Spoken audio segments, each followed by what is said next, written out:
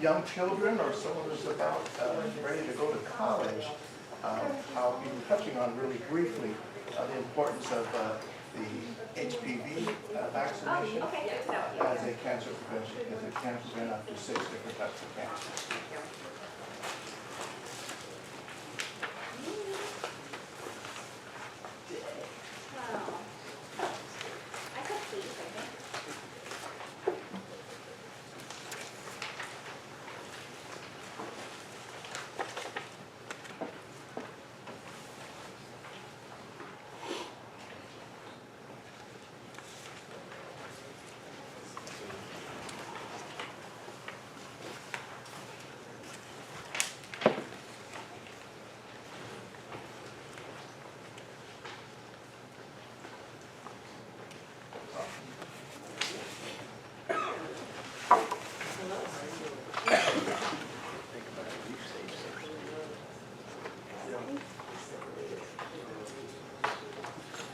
And then can you talk about it? Yeah. Yeah, I have stuff that I have to put on your next. I never think about it around here. Thanks. Work on it, and impacts in marine life here.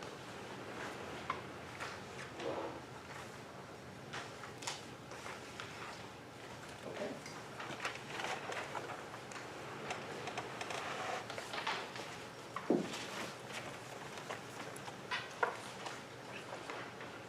Well, thanks for having us. My name is Philip Williams. I'm the director of the Cancer Center here at CHOMP. And in the back of the room, you'll see Kendra. She's going to wave at you there.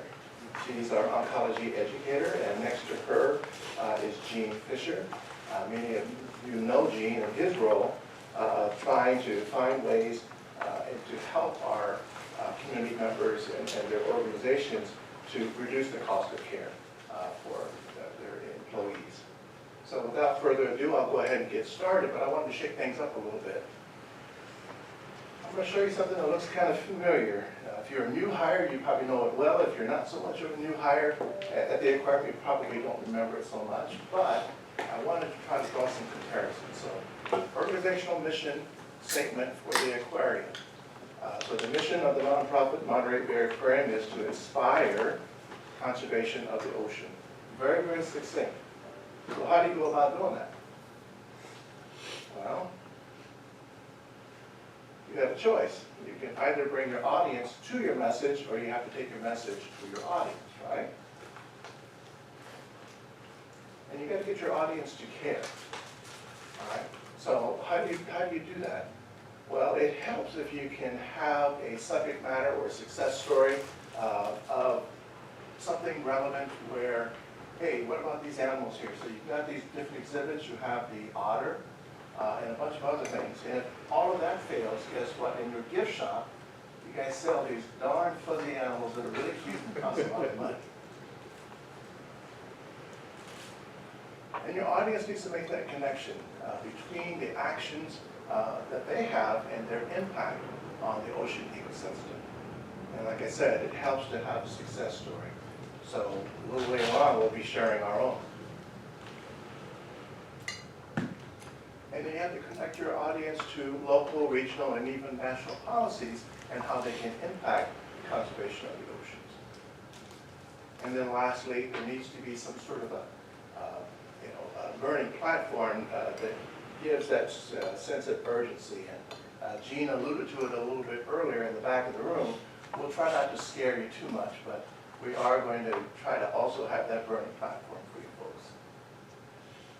So like I said, here is our mission statement at CHOMP, and it's dedicated to identifying and meeting the changing healthcare needs of the people in Monterey Peninsula, as well as our surrounding communities.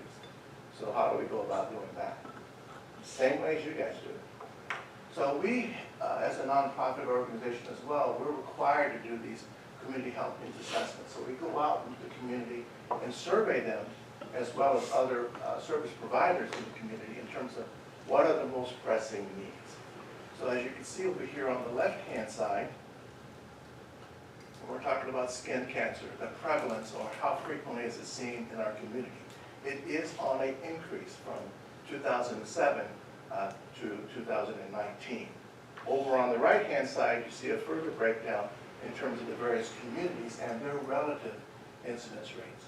So as you can see, we are far and above the U.S. average in some of these communities, be it Carmel, Big Sur, PG, Pacific Grove, and then the corridor along Highway 68 there. Now, a lot of that is driven because of the age of the residents in the community. As we'll talk about a little bit later, skin cancer is primarily a disease entity of the more older Asian population. But there is this one exception that we'll be calling attention to. Likewise, we won't be spending a lot of time on breast cancer, but our mammography screening rates are also on the decline. Now, a lot of that has to do with a lot of confusion out in the community and also nationally with respect to screening guidelines.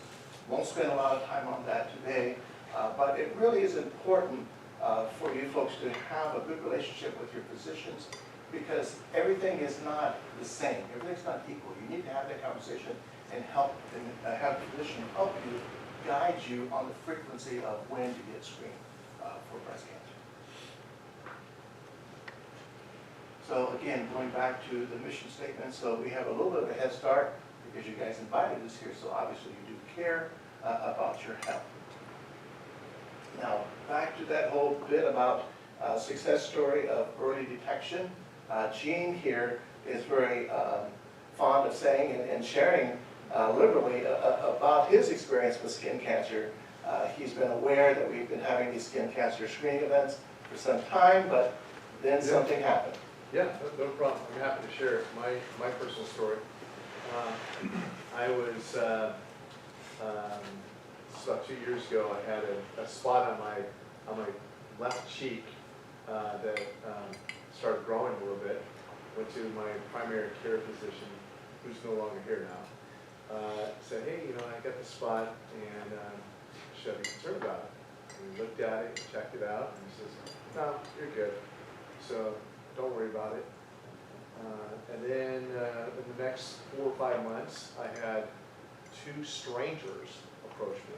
One in the grocery store at a Safeway, and another one, a coworker that I didn't know that well, but said, hey, I just noticed a spot on your cheek. You should really check it out, get it looked at.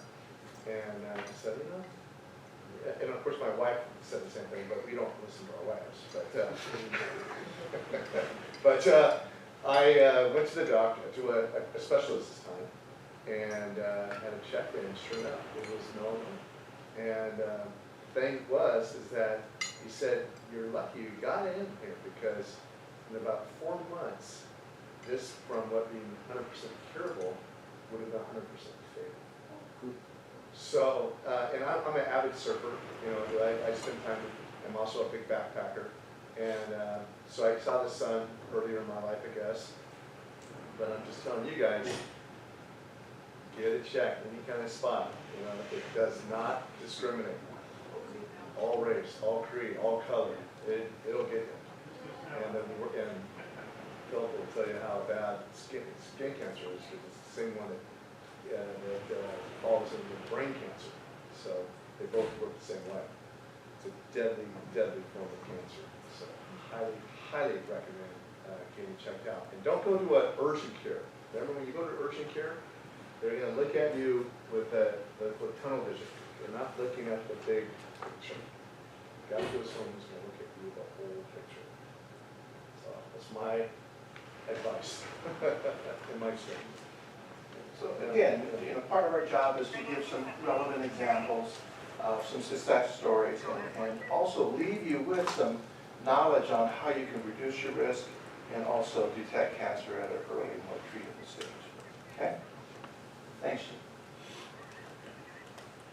All right, so the incidence of skin cancer, we're talking about 5.4 million skin cancers diagnosed each year. And of those, there are going to be some people that get a couple diagnoses. So that's why, in terms of the number of Americans that are impacted, is 3.3 each year, because some people get it twice in a given year.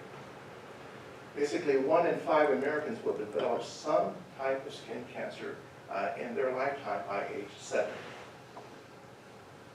Skin cancer, as Gina had alluded to, is almost 100% curable if caught early. And again, our goal again is to inform. What we're going to cover is our normal skin anatomy and physiology, cancer pathophysiology and risk factors, different types of skin cancer, screening, early detection, treatment, and prevention. So this is a cross-section of our skin. And you'll see there that, yes, it is our largest organ of our body, and down below you'll see the different functions of the skin.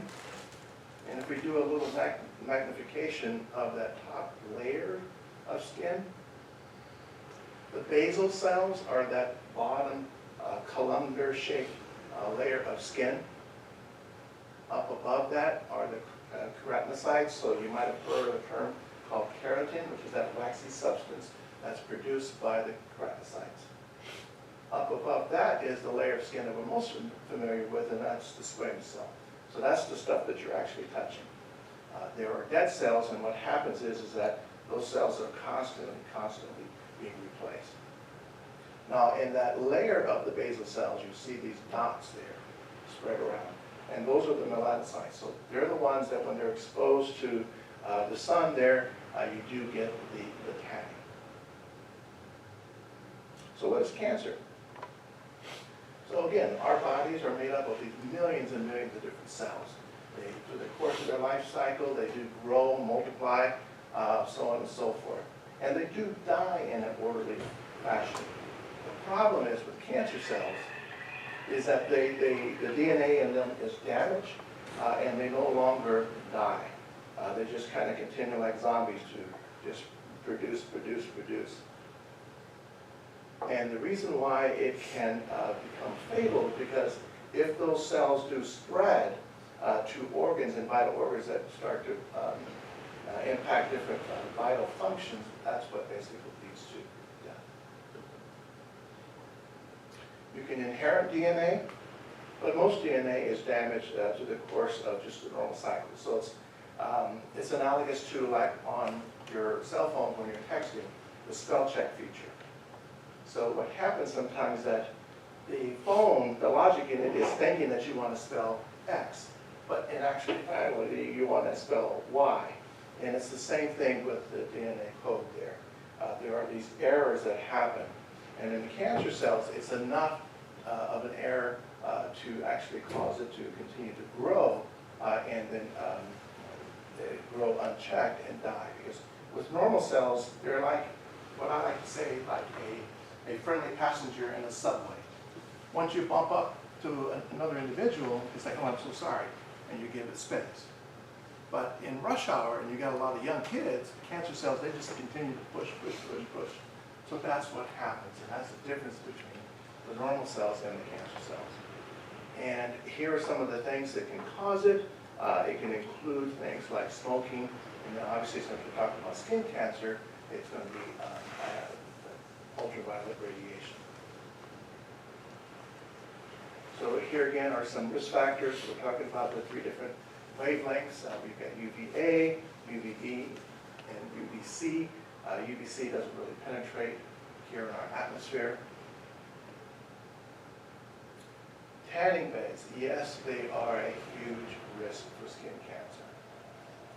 And actinic keratosis is a kind of a precancerous skin condition that we won't spend a whole lot of time on.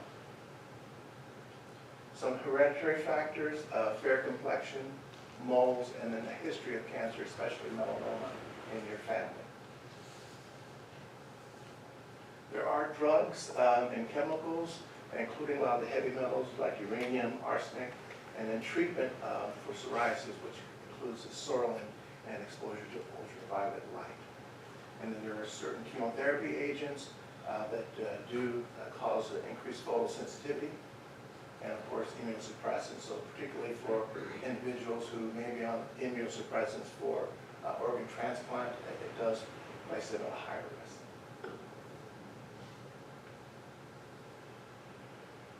So the two most common types of skin cancer are the basal cell carcinoma and squamous cell carcinoma. More than 80% of the skin cancers are made up of these two different types. They are slow growing and they rarely cause a lot of trouble. Squamous cells, a little bit less than 20%, but they do have the ability to migrate and metastasize to other parts of the body. Now, the cancers that develop from the melanocytes or melanoma, that is the one that is the deadly one. And that's one we're going to spend a lot of time in being able to identify. Melanocytes can also cause moles, and we'll be talking about how you can differentiate between a mole and a melanoma. And there isn't necessarily a direct correlation between the number of moles and your chance for getting melanoma. It just means that you just need to be screened more frequently. There are many other types of skin cancers, but we just won't be spending a lot of time on those. So Jean had brought up that melanoma does not care what your race or ethnicity is. There are differences in terms of your relative risk, but it literally can impact anybody. So for people of color, the typical sites are things like the soles of the feet, palm of the hand, the area between your fingers and your toes, and also your toenails. Can you think of a famous person of color that had melanoma? Think Jamaica? Bob Marley. Yeah. Bob Marley. On his toenail. But in his faith tradition, it really didn't bring him to the point of seeking care until really later on in his life. So it does not discriminate. You'll see handouts there in the bigger, thicker pack that will speak to how you can do your own self-exams. So basal cell carcinomas, again, this is the most frequent type of cancer that we see on the skin. It is predominantly something that you see in your older patient population, but that's what it kind of looks like. It's kind of squished down appearance. There's pink, red, and can be shiny and translucent.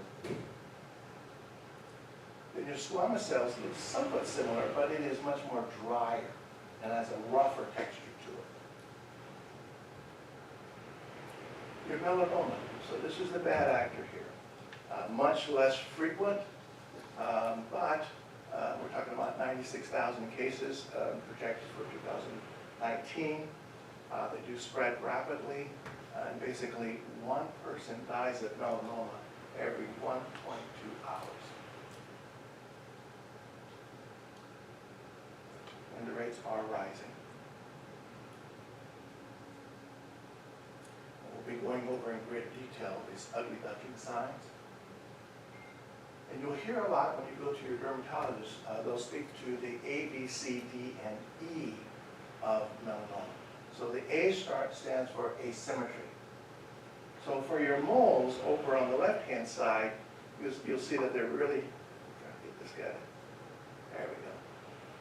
They're really pretty symmetrical. But over on the right-hand side for the melanoma, they're very, very asymmetrical. B is for border. So over on the left-hand side for the mole, we have, there we go. The borders are really regular compared to melanoma where the borders are very irregular. C is for color. For moles, they're really consistent in color. However, for melanoma, you might see multiple different colors represented there. Very variable. D is for diameter. Now, I will say, though, D is probably the least reliable of the A, B, C, D, E in terms of determining mole versus melanoma. But in general, moles tend to be smaller in diameter, and melanomas tend to be larger, but not necessarily all the time. E is probably the most important, and that stands for evolution. You want to look at your moles on your body and the different little spots over time. And this is what this graphic is intended to represent. that it does change over time. And again, why it's important to get screened by a board-certified dermatologist, so you develop that relationship and you can check how things are going over time. Make sense? So again, Gina spoke a little bit about this in terms of who to see. So your board-certified dermatologist and your plastic surgeon, that's all they really do, okay, is look at your skin. So they have a lot more knowledge and sensitivity on what to look for compared to your primary care doctor. For diagnosis of a suspicious lesion, we should have it removed, and again, by a board-certified dermatologist or plastic surgeon. In the Sun Belt, zones are really difficult to differentiate between a mole. So even if they said, yep, I think I got it, you want to be sure that they do send it to a pathology lab to have it definitively examined and diagnosed. Treatment. So there are multiple different treatment options. A lot of it has to do with the size, the shape, the location of the body. So some different types include excisional surgery, where your doctor will actually excise the tumor there. It might take a little bit more healthy tissue around it.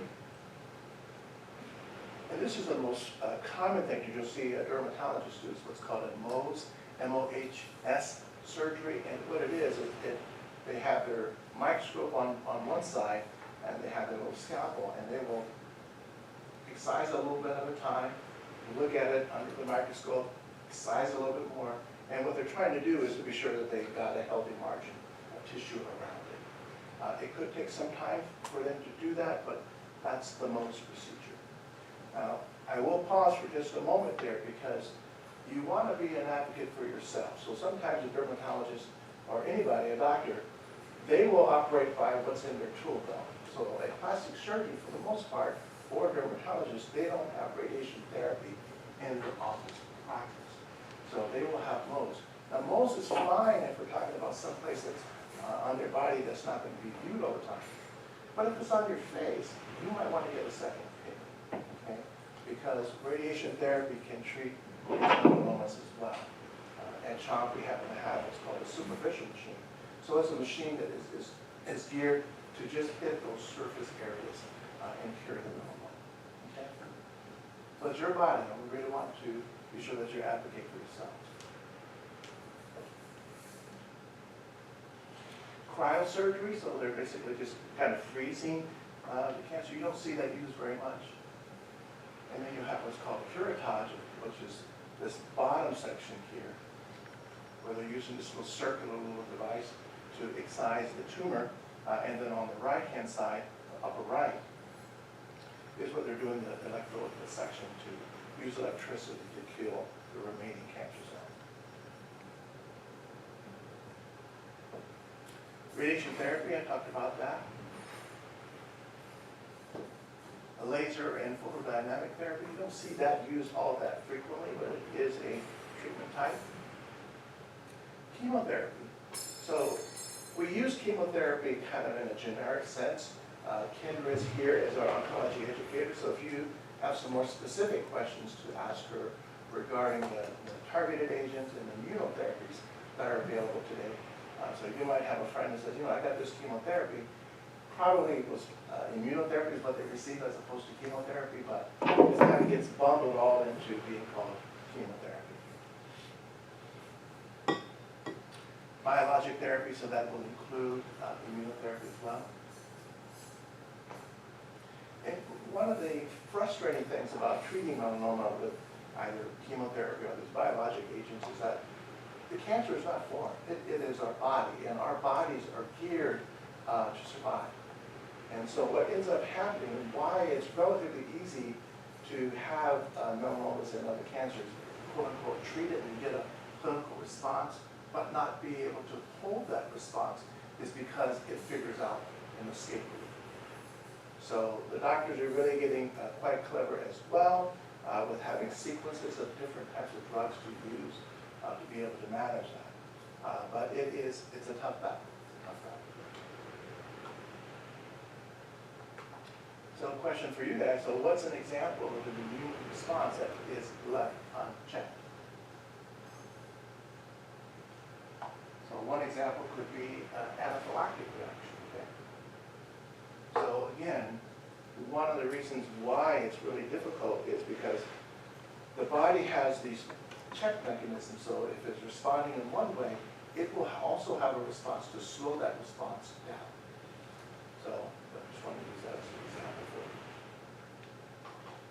Targeted therapy, again, is a specific type of chemotherapy, so through research they have identified that there are these mutations, and one of them is the BRAF mutation, and we have developed some chemotherapies that will target those mutations in treatment. All right, but again, it's much better to prevent skin cancer than to treat it, and there's a bunch of different acronyms. This one here is Be Sun Aware. A is for avoid unprotected UV exposure. W is for wear sun protected clothing. A is for apply the sunscreen, which I'll go in greater detail. R is all routinely checking your body, and then E is to educate family and friends. So another one is slip, slop, slap, and wrap. So slip on shirt and pants. Encourage you to wear the long sleeve shirts if possible, and also long pants. Slap on the sunscreen, and like to also say, don't be cheap.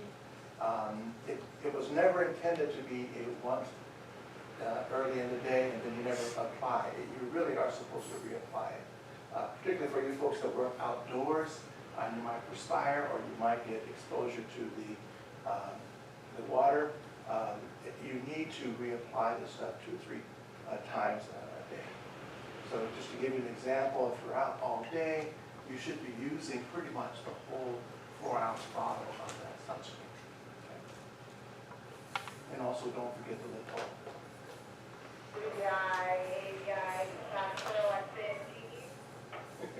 And if you're one of those types of people that keeps their sunscreen in their glove compartment for just in case you go out to the beach, keep in mind that it does break down and you do need to replace it every 2 to 3 years. And then slap, you want to slap on a hat. And I know the bucket hats don't make any fashion statement, but it probably is one of the better hats where you have that 3-inch brim all the way around. And then wrap. Use the sunglasses. I know Oakley and other makes now make the wraparound type of sun protection eyewear, and that's what they really do recommend. Prevention. You don't see it very much in the newspapers nowadays, except for like the USA Today, where they'll have a little map over on the right-hand side, and you'll see that actually Monterey is right around here, so we are in the higher and very high UV exposure. So again, it does peak during the summer solstice. And again, it does, UV rays penetrate the clouds, so that even out here, PG and go by the aquarium, you do need to wear your sun protection, and you won't necessarily feel the burn, but you are being exposed. You want to avoid the peak hours, which are from 10 a.m. to 4 p.m. You want to seek shade and also drink a lot of water to stay well hydrated. So as we talked about before, it's better to prevent rather than treat. And want to call attention to the various handouts that we have here. So basically, the basic takeaway from this one here that looks like this is that this was done by Consumer Reports and reported on CBS News to speak to the fact that you really don't have to spend a lot of money on good sun protection. So these are some of the top rated ones by Consumer Reports. Yes, you can spend $30 if you like, but you don't really need to. You have some very comparable ones that are much, much more cost effective. Now, information on sunscreen and their ingredients. A lot of different ingredients in these sunscreen products. The one that's really on the radar right now by the FDA are those oxybenzone. It's widely used. All of the ones that are on that top rated one do contain oxybenzone. And one of the reasons why it's used is it does provide better UV protection, and rationale is that it actually gets absorbed into the skin. But with that being said, because it gets absorbed into the skin, there have been some groups out there, including pediatrician groups and obstetricians, who would say, you know, if you can avoid it, don't give your kids the products that have the oxybenzone, and then if you are pregnant, try to avoid it. But with all of that said, the American College of Obstetricians and Gynecologists still recommend that pregnant women use sunscreen, and they don't have a specific policy that says don't use these specific products for weekends. Now, something near and dear to your hearts, there is some evidence that oxybenzones may be harmful to the coral reefs. Mineral sunscreens like your old-fashioned zinc oxide and titanium dioxide, they sit on the surface of the skin. They're not very attractive, but they are effective, not quite as much as the oxybenzone-containing products, but they're more effective than some of the other ones. So what about some of the other ones? So what are some chemical sunscreen products that do not contain oxybenzone? So there are a couple of examples there, and there are also handouts to speak to this as well. So if you're really trying to say, strike that healthy balance by providing good protection, but also trying to avoid exposure to oxybenzone, these are some recommended products by Consumer Reports. On the right-hand side are those mineral sunscreens. So these are the ones that either have zinc oxide or the titanium dioxide. And those are some examples. And those handouts are also here. They're not as effective, again, as the ones that have the oxybenzone, or as effective as the ones on the left. So we do have some additional handouts like I spoke to you about, covering melanoma, colorectal cancer screening, lung cancer screening, HPV vaccination as a cancer prevention, because it can prevent up to 6 different types of cancers. We're talking about head and neck,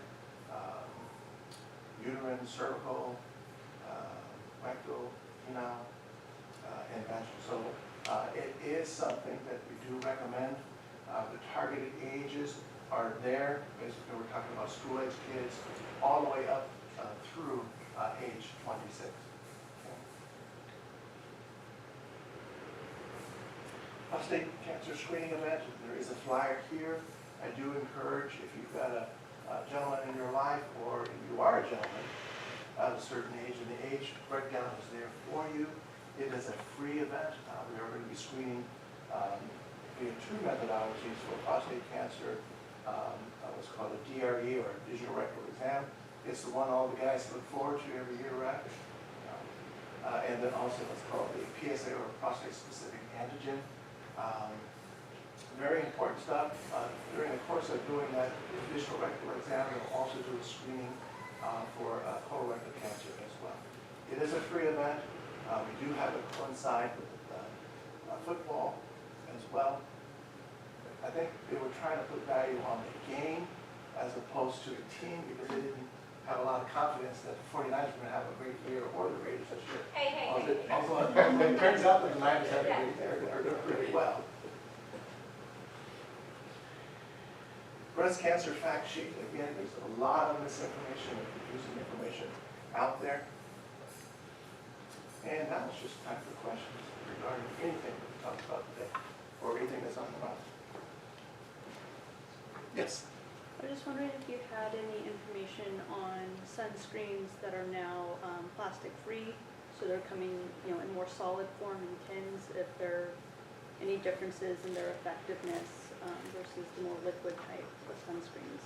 Yeah, so I don't have it in terms of what solid state they're in, but in terms of their chemicals that are in them, we do have information up here that speaks to that.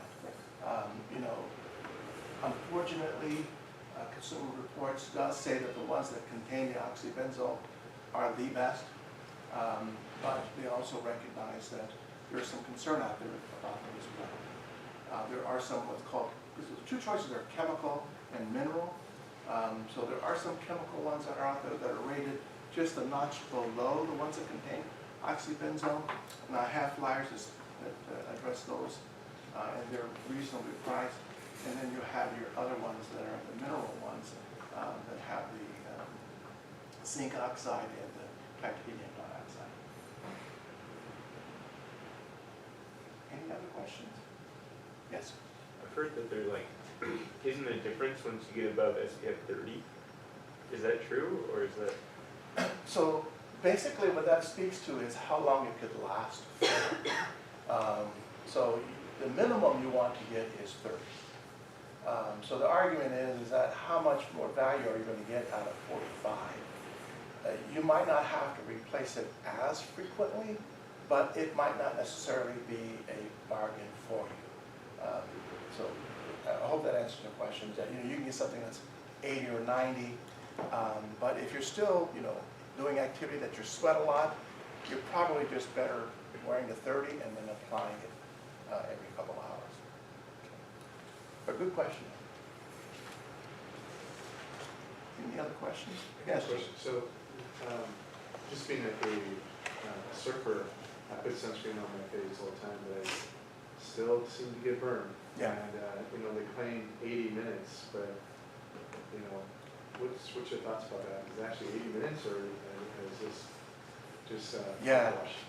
Well, but you're surfing. I'm assuming you're in the water, so it's a whole different animal. So. But I'm being careful not to wipe my face. Right. Yeah, so, But is you're there- on the is there board, one right, out and there? you're paddling, Yeah, yeah. so it's rubbing off all the time. So Yeah.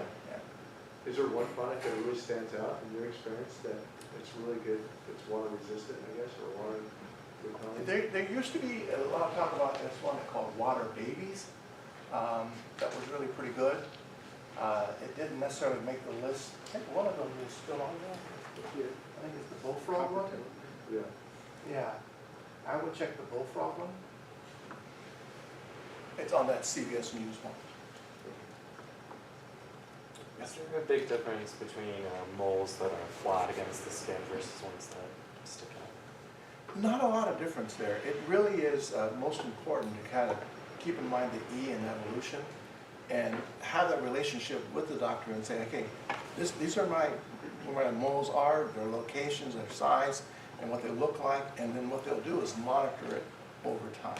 That's your best guide. Most people will have moles. I have moles as well, but it's evolving. I know some doctors might recommend, I know my niece, as she was growing up, she really hated my wife and I. My wife is a nurse as well, because she had one that was going to be right along her bra strap. So we did encourage her to remove that because it's just constantly going to get friction and stuff like that. So if you have some that are in those sensitive areas, speak to your dermatologist and ask them, hey, what do you think about this? Yeah. Any other questions? Yes. One of your slides showed the progression of the area covered by spot, the 3D pictures. Oh, yeah, What's it's the not so much timeframe? covered by fog. What it speaks to is those areas that have higher UV exposure. And it used to be that at least once a week, all papers would have this feature, this one, but I don't see it in the paper very much anymore, It's not- except for USA Today. It's not this slide, the slide is showing us 3 pictures. Oh, I see, yeah. So it doesn't necessarily mean that you're likely to get more exposure in those areas. What it speaks to is the incidence, No, it's that. the prevalence in those particular areas. So I'll get to it. No, you can't. Oh, you saw, oh, I'm sorry. It's on the move. You think this one, or I think it was a different one, right? Yeah, it was, yeah. I know which one you mean. Huh? It was towards the beginning.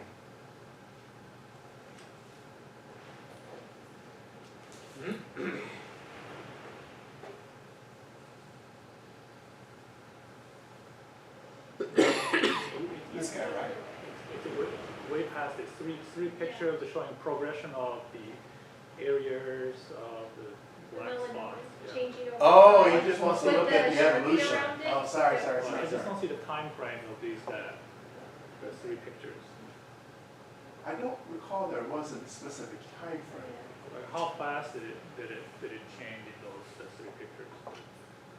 Yeah, so there's It's not not a this- it's not time this frame one. that's referenced here. It's not this, not this Keep one. going. Oh, keep going. It's the circle, it's got a black circle around it. Keep going. There. No, this Was there a timestamp?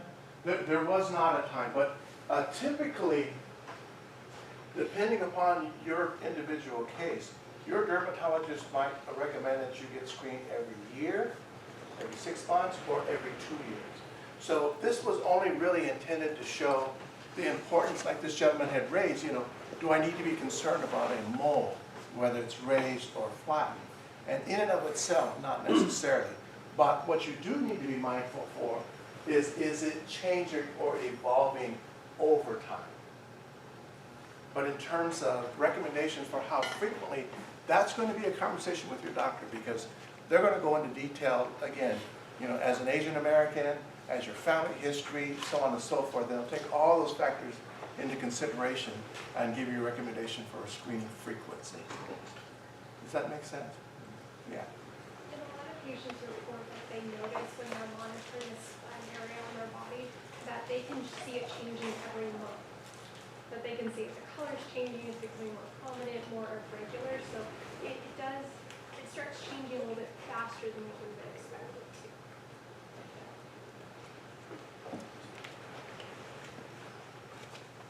Any other questions? It could be on anything. Doesn't have to be skincare.